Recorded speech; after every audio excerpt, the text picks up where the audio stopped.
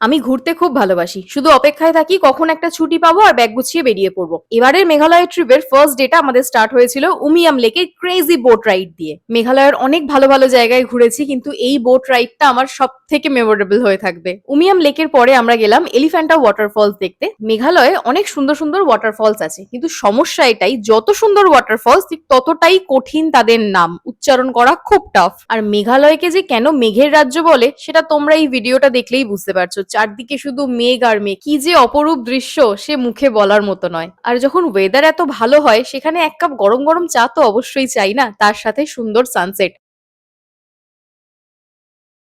আর বাইরে যেখানেই থাকি না কেন মাছ আমি খুব বেশি মিস করি। আর আমরা যেহেতু বিএনবি নিয়েছিলাম, তাই জন্য আমরা রান্না করেই নিজেদের মতো করে খেয়েছিলাম। মেঘালয়ে বসে রাতের মেনুতে যদি ভাত, ডাল, আলু ভাজা আর মাছের ঝোল পাওয়া যায়, এর থেকে কি ভালো জিনিস আর কিছু হয়? আমাদের এই ট্রিপের ফুল ভিডিও আমি অলরেডি আমার চ্যানেলে আপলোড করেছি, আমি লিংক দিয়ে দেবো, তোমরা অবশ্যই দেখো আর আমাকে কমেন্ট করে জানিও তোমাদের কেমন লেগেছে।